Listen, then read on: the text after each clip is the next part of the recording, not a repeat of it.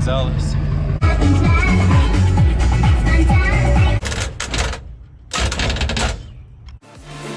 Reality, no.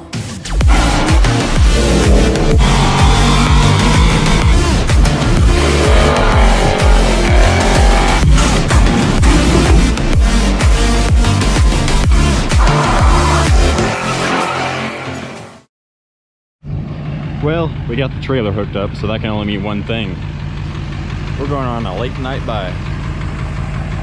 Got the trusty tow rig. You know, LOI. Speedy Gonzalez. Got the tilt trailer hooked up, all the lights are working. Defensive decals on. Let's go.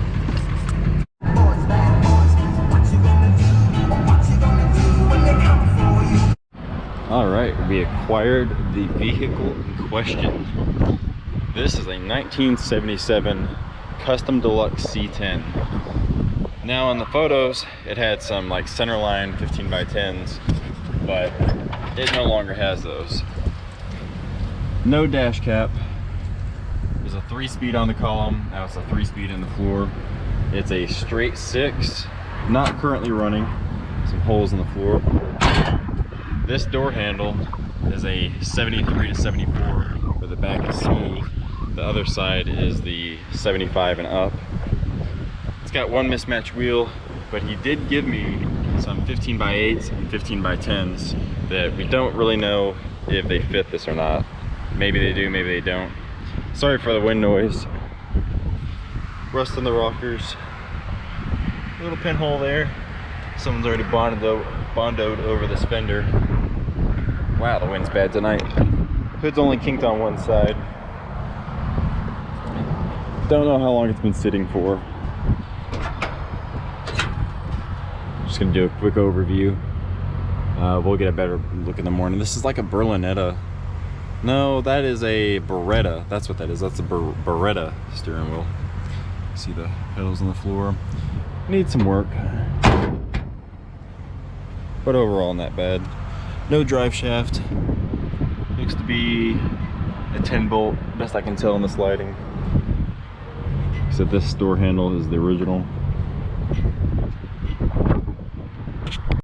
One really cool thing that he pointed out is it's got this really old school glass etching.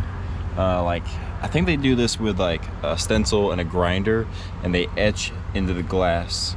That is just really cool. And then it's got what I assume is probably the guy that had this truck. It's supposed to be like a little cartoon of him, and it says Dabber. So maybe that'll be the truck's name. Drop a comment down below if that's what the name should be. And I was going to show this on the title here. It had a vanity plate right there, what I thought was pretty cool. See, 1977. So anyways, we're gonna try to get back home before it gets too late.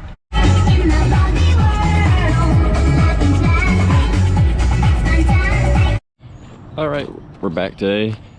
Got home at like 2 a.m. Get a better look at this thing. It's a pretty good truck. It's got a little rust in the fenders, like I said, and it's a good project overall though. And we'll pop the hood here. I don't know if it's a 250. I assume it's probably a 250 just because it's a custom deluxe and kind of a base model, but it could be the 292. So the story goes that the guy that drove this truck all around, did the etching on the rear window and had the vanity plate on it.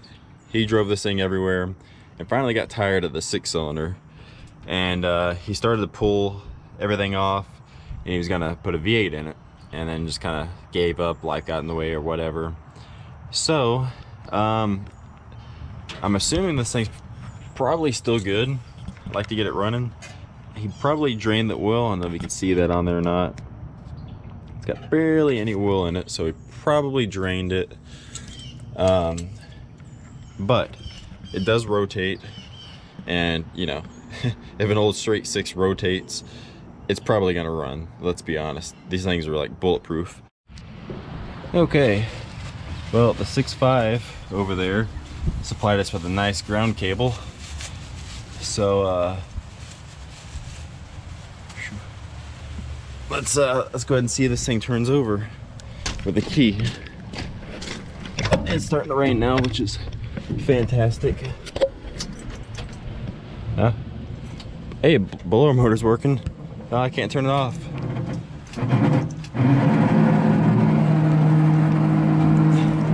Isn't that what they all do?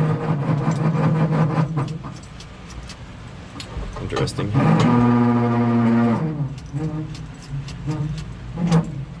Okay. Wait. Let me figure this out. Okay, not sure why the key won't work, so we're just gonna go ahead and bypass it. Filled up the float bowl a little bit with the carb cleaner, sprayed some down its throat, and I put 4 quarts of oil in it. So we're gonna go ahead and just straight up jump it, because that's what you do, you know.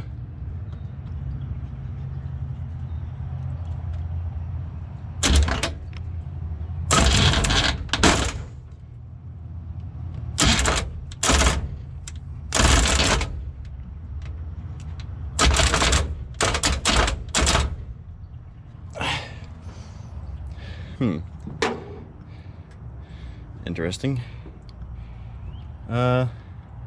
Acts like it's kind of stuck, but I know it's not. Let me figure this out. Okay, so I pulled all the plugs out, and they don't look rusty, but they're all finger tight for some reason. So I can spin it by hand now. I could spin it backwards, but I couldn't spin it forward all the way. It would hit a block. So we're just gonna go ahead and spin this over and see what comes out of the cylinders.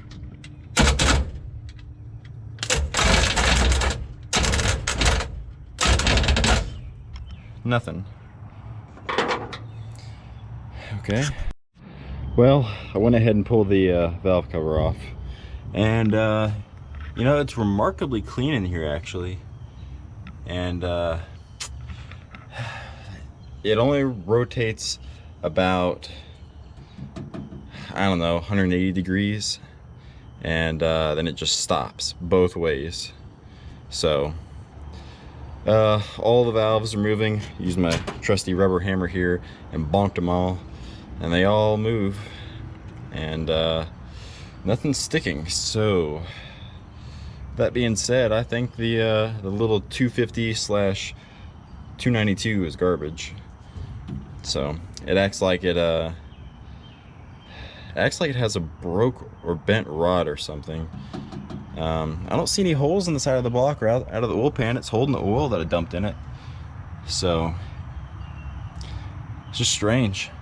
But I guess that's gonna do it for this video. You know, let me know what you want to see done to this whole thing. I think I'm gonna scuff the primer off of it with some SOS pads, or, you know, steel wool or something. You know, get the primer off, bring the patina fully back, and I think we'll rip this out.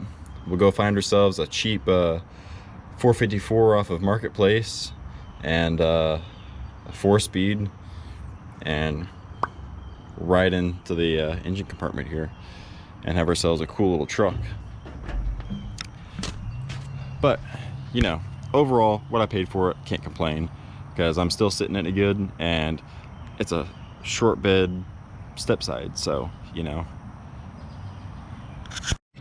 But if anyone wants this engine or the transmission, I'll sell either one dirt cheap, because this is probably still rebuildable, and I have no doubt that that little, I think it's a Saginaw 3-speed, is probably still good. And actually, I probably need to double check that. I mean, I'm pretty sure it's a 3-speed like he said, but I need to double check. But, you know, if you want a 3-speed or an inline 6-cylinder, hit me up. Goodbye, little C10. I'll fix you when I can.